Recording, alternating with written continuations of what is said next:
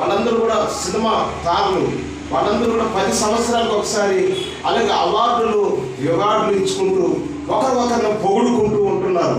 వాళ్ళు ఈరోజు వాళ్ళ స్థితి ఎంత అంటే వాళ్ళు కూడా ఈరోజు భయంకరమైన స్థితిలో వాళ్ళు ఉన్న ప్రాంతం అంతా కూడా ఒక ఇల్లు 5 ఎకరాలు 10 ఎకరాలు 20 ఎకరాల్లో వాళ్ళ ఇల్లు ఉంటుందంట. ప్రతి ఒక్కరు కూడా ఉన్నవాళ్ళే వాళ్ళు దేవుడికి ఇవ్వాల్సిన స్థానాన్ని ఇవ్వకుండా అసలు దేవుడే లేడు అన్నట్టుగా మాట్లాడితే అక్కడ అమెరికా ప్రాంతం అంతా కూడా ఆ రిచెస్ ఎవరైతే ఉన్నారో బాగా ధనవంతులు, ఎవరైతే సినిమా ప్రపంచంలోనే ఉన్నతమైన ధనవంతులు ఉన్నారో వాళ్ళు ఇల్లులన్నీ కూడా కాలిపోయింది, వాళ్ళ పత్రాలన్నీ కూడా కాలిపోయింది, వాళ్ళ సర్టిఫికేట్లన్నీ కూడా కాలిపోయింది, వాళ్ళ పట్లన్నీ కూడా కాలిపోయింది, వాళ్ళ కార్లన్నీ కూడా కాలిపోయింది, వాళ్ళ వస్త్రాలన్నీ కూడా కాలిపోయింది, వాళ్ళకి కావాల్సిన ఏదైతే కిట్లు ఉంటాయో బ్యూటీ పార్లర్ కిట్లు, మేకప్ కిట్లు అన్నీ కాలిపోయింది, డబ్బు కూడా కాలిపోయింది, వాళ్ళ ఇంటి కాగితాలు కాలిపోయింది. వాళ్ళు ఈరోజు రోడ్డు మీద పడిపోయారండి.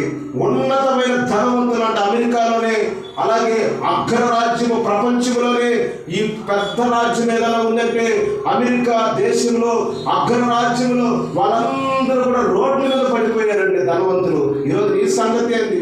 ఈరోజు దేవుడు నిన్ను ఆయుష్కాలాన్ని ఇచ్చింది ఎందుకు తెలుసా? ఈరోజు దేవుడు నిన్ను నిలబెట్టింది ఎందుకు తెలుసా?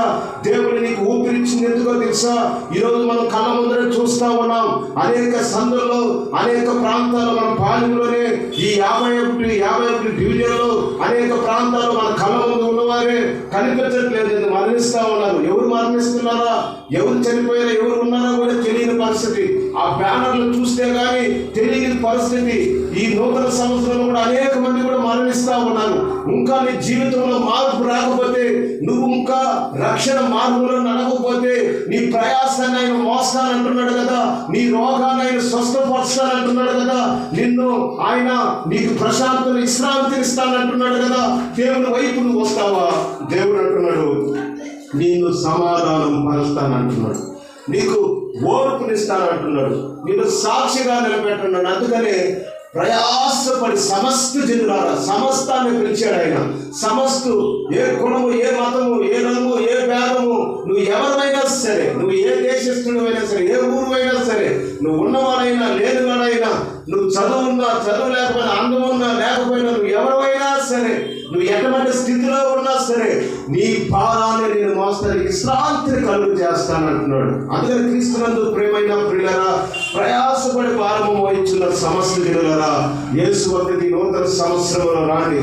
సంవత్సరానికి ఒక నామకార్థంగా కాకుండా, నెలకి ఒక నామకార్థంగా కాకుండా, ప్రతి నిత్యము కూడా, ప్రతి రోజు కూడా నిన్ను పెంచిన, నిన్ను పోషిస్తున్న దేవుడు, నీకు ఆయుష్కాలాన్ని ఇస్తున్న దేవుడికి నీ ఇంట్లో నువ్వు ప్రార్థన చేసేటట్లుగా, మీ ఇంట్లో మీరు దేవునికి రోజు మాట్లాడేదానికి నీకు ఇల్లు ఇచ్చాడు. ఈరోజు మీ సమస్యల్ని కూడా తీర్చడానికి ఆయన అంటున్నాడు, నీ సమస్య